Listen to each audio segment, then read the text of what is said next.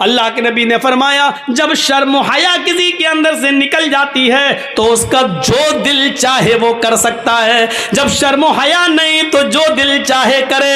اب اس کے اوپر کوئی چیز نہیں رہ گئی جب شرم و حیا ہی نہیں رہی۔ اللہ کے نبی چیخ کر کہتے ہیں ان اول ما یرفع عن حاذل امت الحیاء والامانۃ، ہماری امت سے سب سے پہلے جو چیز اٹھائی جائے گی وہ حیا ہے، شرم میں سب سے پہلے یہ دور کر دی جائے گی۔ آج شرم و حیا بک چکی ہے، نیلام ہو چکی ہے، شرم و حیا نام کی کوئی چیز نہیں رہ گئی ہے، شرم و حیا نام کی کوئی چیز آج باقی نہیں رہ گئی ہے۔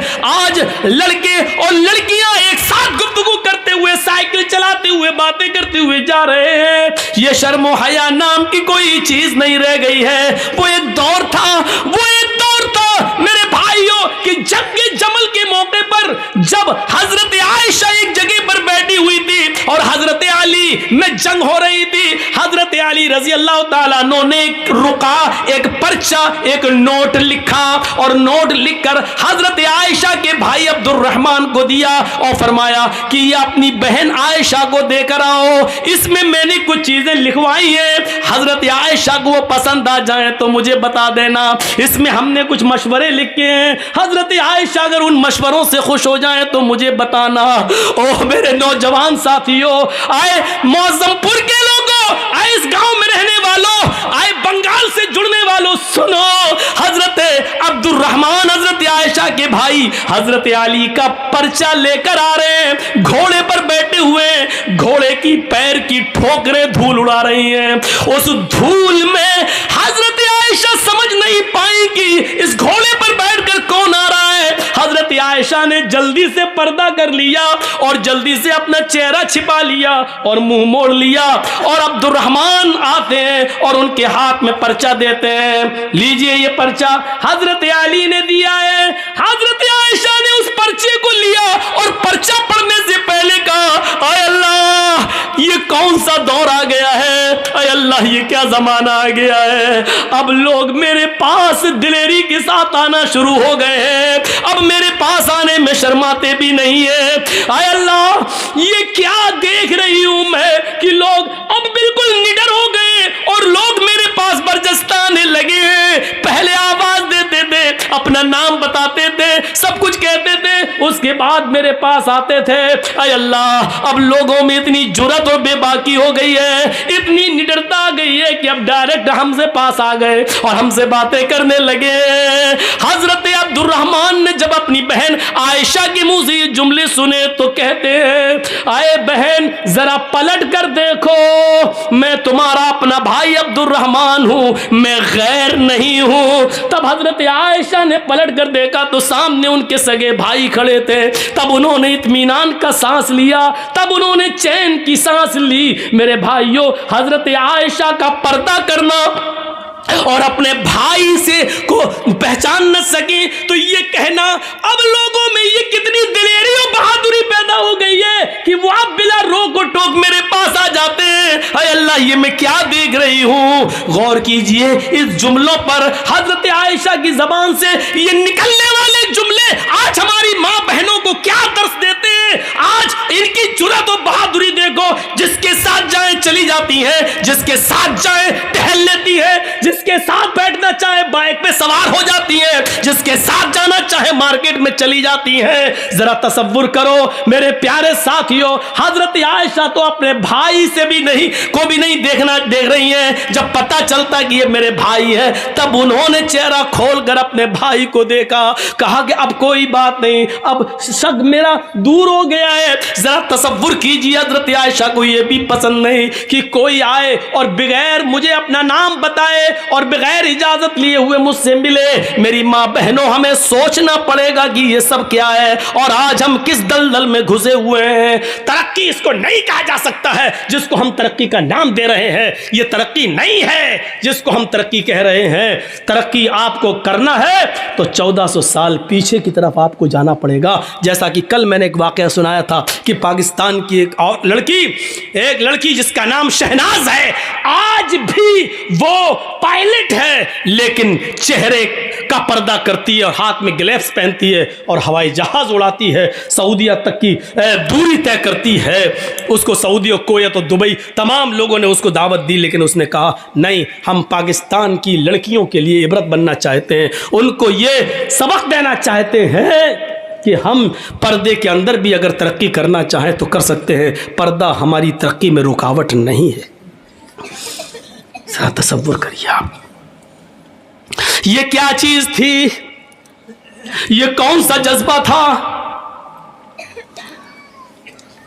اللہ کے نبی اعلان کر رہے ہیں کہ النساء حبالۃ الشیطان۔ اب کیا رہ جاتا ہے اس حدیث کے بعد، اس جملے کے بعد اب کیا رہ جاتا ہے؟ میری بہنوں برا مت ماننا، اللہ کے نبی نے کیوں کہا ہے النساء حبالۃ الشیطان؟ عورتیں یہ شیطان کی رسیاں ہیں۔ نہیں، تمہیں برا نہیں ماننا چاہیے، ساری عورتیں اس میں شامل ہیں۔ کیا ہماری ماں نہیں ہے؟ کیا جرجیز کی بہن نہیں ہے؟ کیا جرجیز کی ماں نہیں ہے؟ عورتوں میں تو وہ بھی شامل ہے، تو پھر یہ کیوں سمجھتی ہو کہ میں تمہیں کہہ رہا ہوں شیطان کی رسی؟ جہاں اللہ کے نبی صلی اللہ علیہ وسلم نے تمہیں شیطان کی رسی کہا ہے، وہاں یہ بھی فرمایا ہے کہ ان الدنیا کلھا متاع وخیر متاع الدنیا المرأۃ الصالحہ۔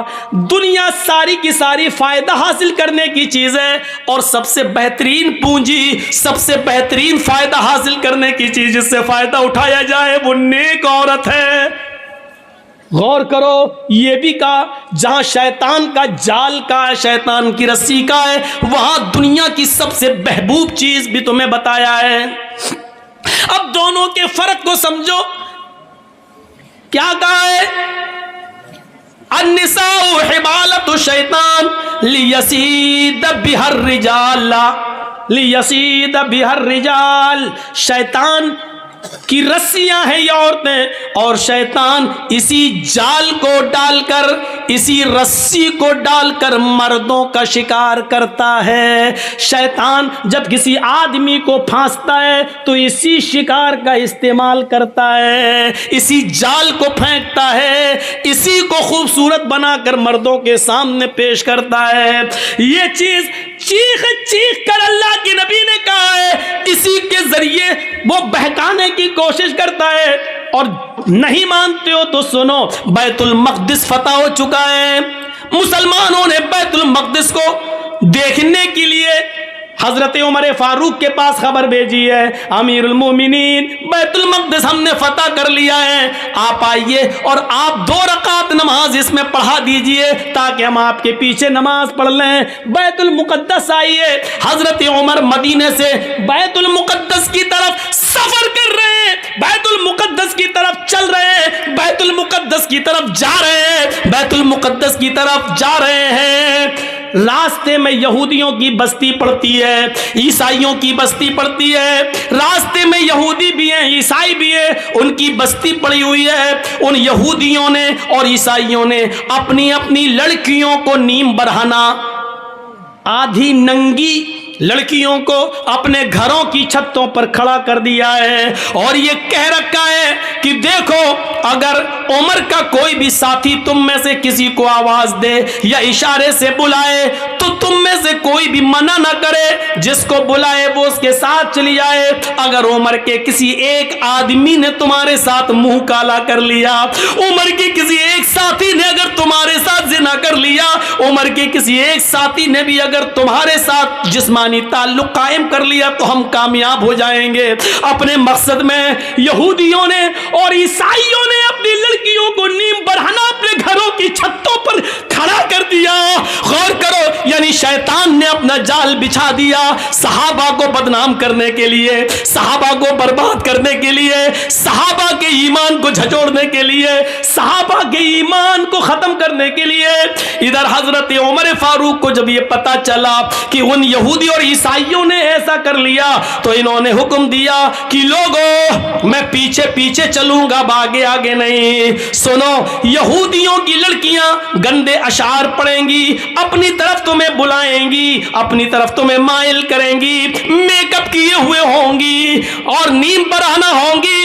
आए मेरे साथियों, तुम लोगों ने एक लंबी जंग लड़ी है, कई कई महीनों से तुम अपने घर नहीं गए हो सकता है कि तुम में से किसी को अपनी बीवी की याद आ रही हो, क्योंकि कई कई महीने तुम जंगों में रहे हो और अपने बाल बच्चों से, अपनी बीवी बच्चों से तुम मिले नहीं हो। इसलिए हो सकता है थोड़ी देर के लिए तुम्हारी नजरें उन यहूदी लड़कियों पर टिक जाएं, उन ईसाई लड़कियों पर टिक जाएं, और यह भी हो सकता है कि नजरों से नजरें मिलें और ये तीर नजरों के रास्ते से दिल के अंदर पैबस्त हो जाए।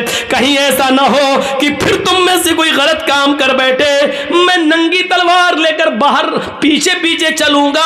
अगर तुम में से किसी एक की नजर यहूदी की लड़की पर और ईसाइयों की लड़की पर पड़ेगी तो मेरी तलवार उसकी गर्दन की ऊपर चलेगी। तुम्हारे कुरान का हुक्म है, कुल लिल मुमिनाति यगजुज़ना मिन अब्सारिहिन्ना व यहफ़ज़ना फ़ुरूजहुन्ना वला युब्दीना ज़ीनतहुन्ना, कि तुम जब भी बाजारों में या कहीं चलो तो अपनी निगाहें नीची करके चलो। ये औरतों का हुक्म है तो तुम्हें भी हुक्म है, कुल लिल मुमिनीना यगुज़्ज़ू मिन अब्सारिहिम। आए मोहम्मद के साथियों, तुम भी निगाहें नीची करके चलो।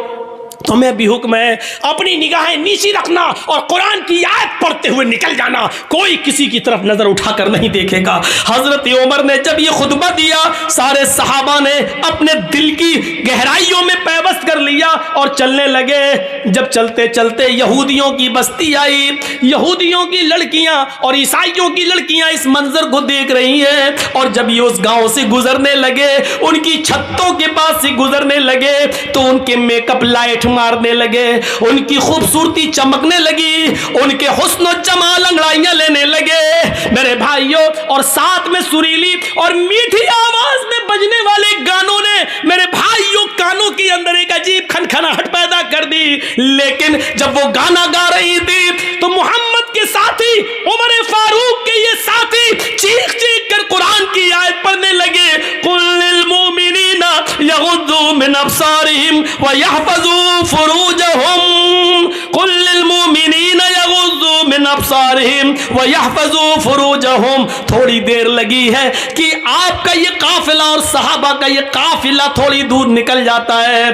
कुरान की इन आयतों के आगे उन गानों की आवाजें मध्यम पड़ जाती हैं, स्लो हो जाती है। सहाबा किराम ये कुरान की आयतें पढ़ते हुए आगे निकल जाते हैं। इन लड़कियों की तरफ कभी झांक कर भी नहीं देखा है। इन लड़कियों ने सोचा हमारे माँ बाप तो हमारी इज्जत का सौदा करने के लिए तैयार हो गए, लेकिन उमर के साथियों ने हमारी तरफ नजर उठाकर भी नहीं देखा, हमारी इज्जत और आबरू को महफूज रखा, किसी ने हमारी इज्जत और आबरू से खिलवाड़ नहीं किया। लिहाजा यही वो लोग हैं जो आगे भी हमारी शर्मगाह की, हमारी इज्जतों की हिफाजत करेंगे, हमारी बॉडी और हमारी जिस्मों की हिफाजत करेंगे, जिन्होंने हमें घास नहीं डाली। अगर हम इनकी बीवी बन जाएं, हम इनकी रफीक हयात बन जाएं, हम इनकी शरीक हयात बन जाएं, तो ये हमारा कितना एहतराम करेंगे। वो अपनी चादरें ओढ़कर अपना जिस्म छिपाकर घरों की छतों से नीचे उतरती हैं और भागती और दौड़ती हुई जाती है और कहती हैं, आए उमर के साथियों, आए उमर के साथियों, आए अमीरुल मोमिनीन के साथियों, अकेले कहां चले जा रहे हो? हमारी इज्जत व आबरू की हिफाजत करके हमारी तरफ नजरें उठाकर भी न देखे और चले जा रहे हो। हमारे माँ बाप ने तो हमारी इज्जतों का सौदा कर दिया था, लेकिन तुमने हमारी इज्जत व आबरू की तरफ नजर उठाकर भी नहीं देखा। तुम ही हमारी हिफाजत कर सकोगे। तुम्हारी पास जो किताब है वो किताब हमें एक नई जिंदगी दे सकती है, वो किताब ही हमारी जिंदगी में इनकलाब पैदा कर सकती है, वो किताब ही हमारी जिंदगी में एक नया रोल अदा कर सकती है। आए मोहम्मद के साथियों, मुझे भी अपने साथ लेते चलो, ऐसे नहीं ले जा सकते हो। मैं कलमा पढ़ने के लिए तैयार हूँ, अशहदु अल्ला इलाहा इल्लल्लाह व अशहदु अन्ना मुहम्मदन अब्दुहु व रसूलुहु। इन्होंने कलमा पढ़ा, फिर हजरत उमर फारूक ने उनको दर्स दिया। आए मेरी बहनों, तुमने कलमा पढ़कर इस्लाम कबूल कर लिया है, अब तुम अपनी बस्ती में रुकी रहो, हम बैतुल मुकद्दस से जब लौट कर वापस आएंगे और बैतुल मक़दिस से जब हम वापस मदीने की तरफ जाएंगे तो हम तुम्हारी शादियां करवाएंगे, हम तुम्हें किसी की बीवी बनवाएंगे और फिर तुम्हें भी अपने साथ लेकर चलेंगे। हाँ हाँ, इस्लाम ही तुम्हारी हिफाजत करेगा, इस्लाम ही के अंदर तुम्हें सुकून मिलेगा, इस्लाम ही तुम्हें इज्जत की जिंदगी देगा। मेरे प्यारे साथियों, गौर कीजिए आप, ये कुरान की आयत की वजह से, और यहूदियों ने देखो कि ये जाल बिछा दिया था मुसलमान सहाबा को बर्बाद करने के लिए, लेकिन कुरान की आयतें पढ़ के ये निकल गए। इसी को अल्लाह के नबी ने कहा, औरतें शैतान का जाल हैं, वो इसी जाल को फेंक कर मर्दों का शिकार करता है। बहुत कम लोग हैं जो इस जाल से बच पाते हैं। अपने आप को बचाना है तो इस जाल को से बचना है। इसका ये मतलब नहीं कि तुम्हें बहुत बुरा कह दिया गया है, नहीं, तुम तो वो हो। यकीन मानिए, अब औरत को दूसरा पहलू भी देखिए। एक तरफ शैतान का जाल है, लेकिन जब औरत इस्लाम के दायरे में आती है और ईमान उसके अंदर पैदा होता है तो ये औरत फिर वो चीज़ है जो फिरौन जैसे जालिम बादशाह के सामने निडर हो जाती है और सामने खड़ी हो जाती है। जब फिरौन की बच्ची को कंगी करते हुए आसिया के हाथ से कंगी गिर जाती है और वो जमीन से कंगी उठाते हुए उसके मुंह से निकलता है बिस्मिल्लाह बिस्मिल्लाह, तो फिर उनकी बच्ची कहती है तुमने ये किसका नाम लिया? कहा मैंने अल्लाह का नाम लिया, अपने रब का नाम लिया। फिर उनकी बच्ची कहती है यानी मेरे बाप का। आसिया कहती है नहीं, उस अल्लाह का जो मेरा भी अल्लाह और तेरे बाप का भी अल्लाह है।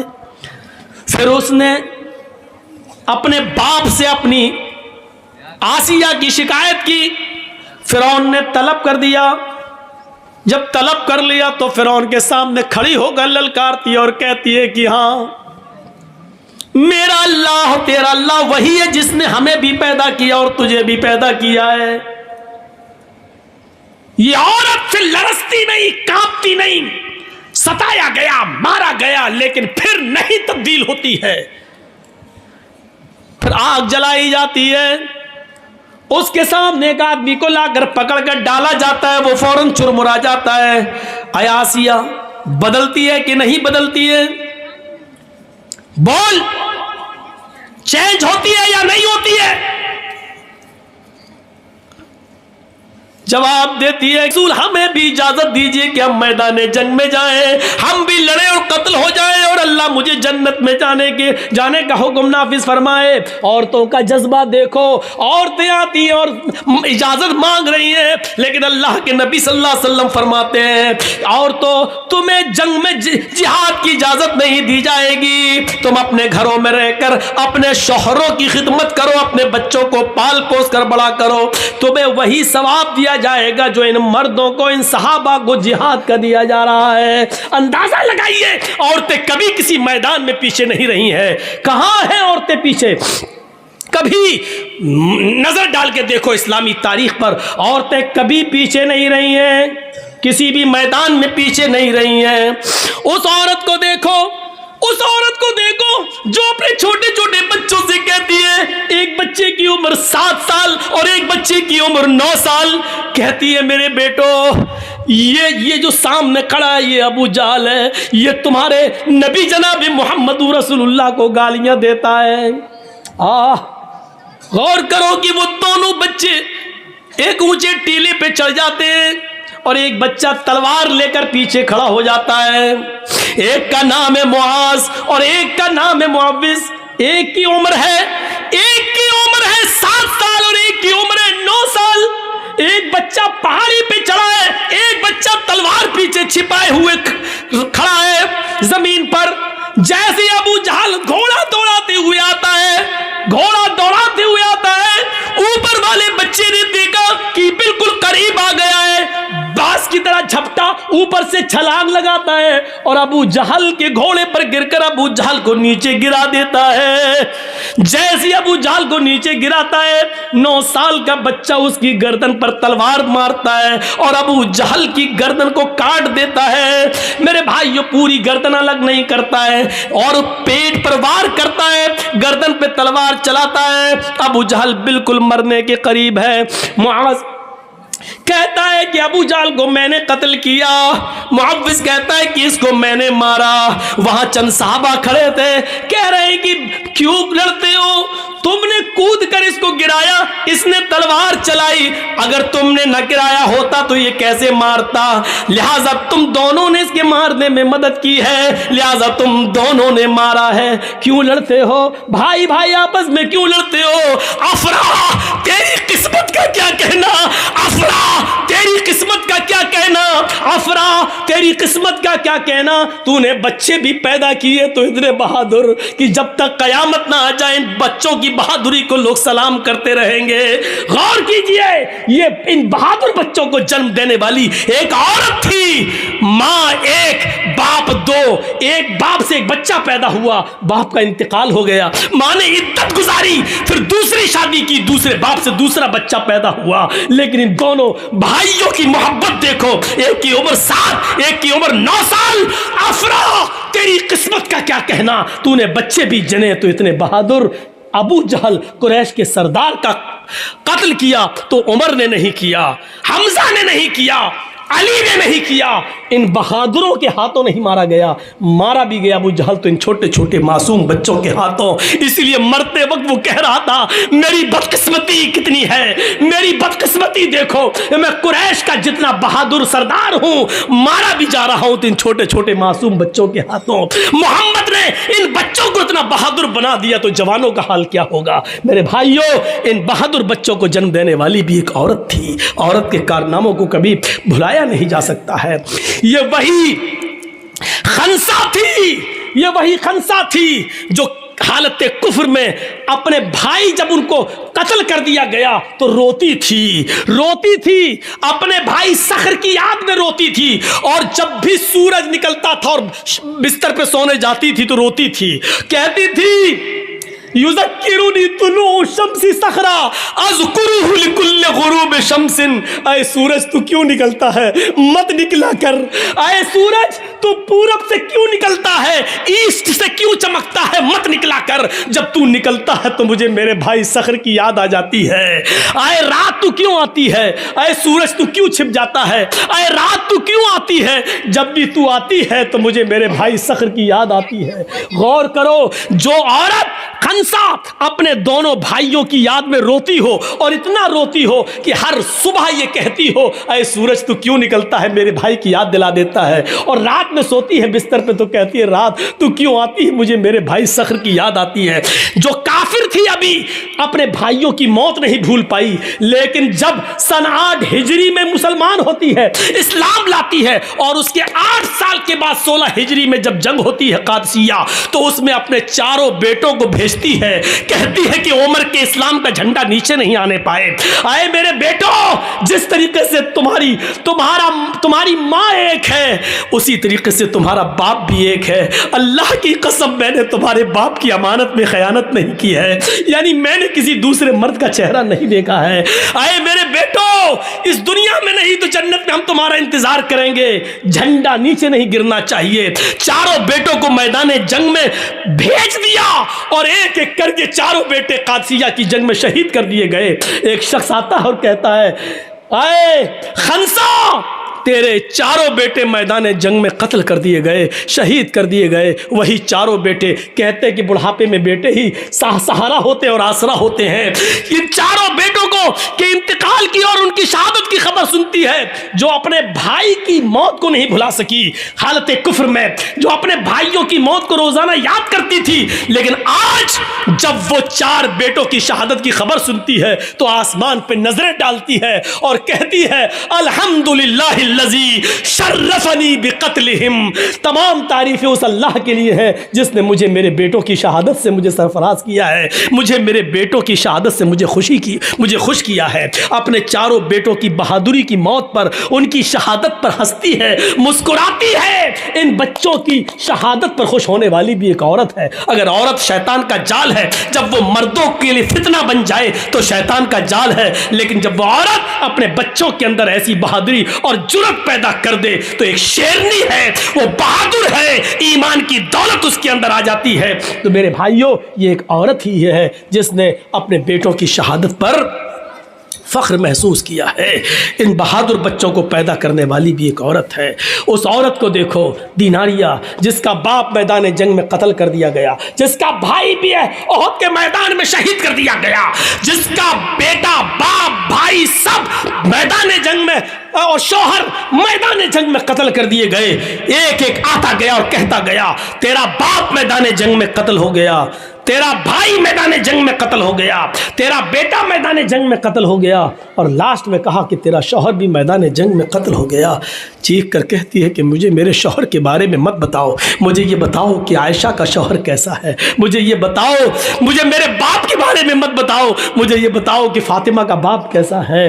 जब चारों शहादतें हो गई तो नजरें आसमान पर डाल के कहती है, इलाहुल आलमीन, जो कुछ था तेरी राह में कुर्बान कर दिया, कल जब तू इनको जन्नत में दाखिल करे तो मैंने भी बहुत कुछ खोया है, अल्लाह इनके साथ मुझे भी जन्नत दे देना, क्योंकि मैंने भी बहुत कुछ खोया है। अपने शौहर, अपने बाप, अपने भाई और बेटे, इनकी शहादत पर घबराती नहीं है और ये कह रही है कि मोहम्मद सल्लल्लाहु अलैहि वसल्लम कैसे हैं। जवाब दिया, अल्हम्दुलिल्लाह, उनको कुछ नहीं हुआ।